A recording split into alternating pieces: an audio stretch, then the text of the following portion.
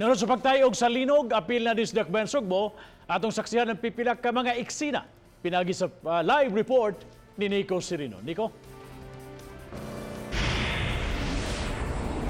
Yes ba, padayon pa nga gi-assess sa probinsya sa Sugbo ang epekto o mga danyos kung do naman sa mitay-og nga linog kaganiha sa Eastern Samar kansang epekto na batiagan sab dinhi sa Sugbo.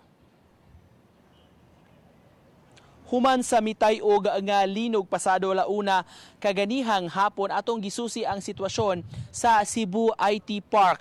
Mabantayan ang pag-evacuate sa mga empleyado o mga personnel sa lain-lain nga mga kompanya sa IT Park human gyud sa mitay-og nga linog. Gibutyag sa mga empleyado nga natong hinabi kaganiha nga gibati sila og kakuyaw tungod sa matud pa pagtay-og sa linog o pag-uyog sa ilang building. Labi na katong nahimutang gyud sa ibabaw nga mga floors sa mga high-rise nga mga commercial buildings sulod sa maong dapit.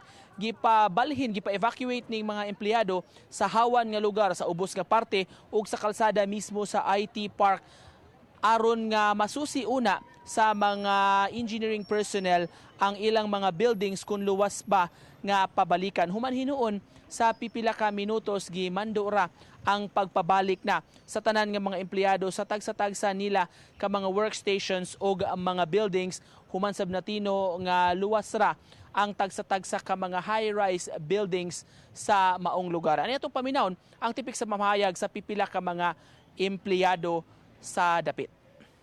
Kuyawan, ma'am? Kuyawan, uy, ma-high blood tayo. Kusog-kusog ba siya yun? Among na-feel dito. Mga ito, nagkuha namin dali sa mong bagay, nanganaog. Paabot pa mi kung pasakaon pa mi balik. Wala raman, chill ra niya. Naanad na ba sa una? Mas kusog doon sa una, compare karon. Katong 2013? Oo, 2013, mas kusog. Uyog siya sa una? Niuyog siya, pero di kay sa ingon, ang uban ingon kusog, pero ako kay di kay siya kusog. Unlike before. Samtang anita karon mahimutang bab sa Capitol Compound, gawas mismo sa buhatan sa Provincial Disaster Risk Reduction and Management Office. Kundi niyo mabantayan nini mga orasa, giandam na sa pipila ka mga personnel sa PDRRMO ang pipila nila ka mga gamit humansab sa mitay-og nga linog kaganiha. Gisusi nila kining pipila nila ka mga ekipo sama nini mga generator sets o mga dagko nga mga searchlights kun ugaling kinahanglanon man kini. Labi na sab kay do naman sa gilauman nga posible pa nga laing epekto labi na kun dunay matino nga mga danyos gyud taliwa ni atong pagtay-og nga nasinati kaganihan. Higayuna atong mahinabi karon si Sir Jules Regner, ang Information Officer sa PDRRMO atong sutaon kung doon na ba mga epekto. Mayong hapon, Sir Jules, doon na ba tayo natala nga mga epekto sa linog karong hapon din sa probinsya, sir? Mayong hapon, Joe. Mayong hapon, Supervibe og sa atong mga suking tigpaminaw. No? Base sa atong pagkuha sa mga data coming from different LGU, nakakuha tag mga 3 ka LGU. No? Nakasinati gyud sila dito og pagtay-og, pero wa gyud tay nakuha nga report nga dunay mga damages sa ilang tagsa-tagsa kalungsod. Pagtay-og, sir, kusog ba ang pagtay-og nga ilang na-feel? Yes, kami gay dire no nakasinati gyud mi nga kani earthquake proof guni siya nga building or nga gitukod nga prefab no. Nakasinati gyud mi gamay nga paglihok kaniha and then ni tingog ang atong siren no. Mao man ni atong nasabutan sa tibuok Kapitolyo nga motingog na automatically all employees manggawas sila. And then moadto sila sa ilang mga area nga diin adto sa gi-assign. Wala ba'y problema na sinati kaganiha, sir, atol sa atong evacuation kaganiha?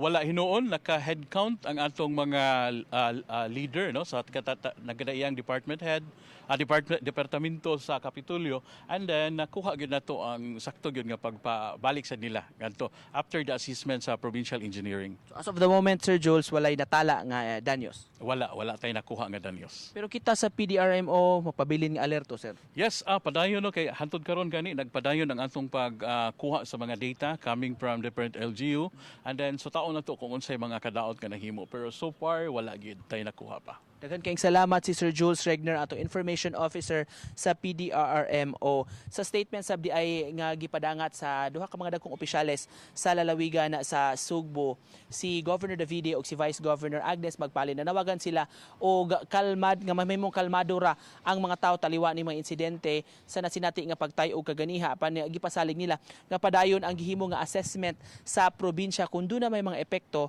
sa nahitabo nga pagtay-og kaganiha. Nanawagan sab sila og pag-ampo sa katawhan aron maiway sa katalagman na taliwa nining mga nahitabo karon. Mao kana bab ang latest gikan dinhi sa Capitol Compound. Thank you so much, Nico Serino, sa imong live report.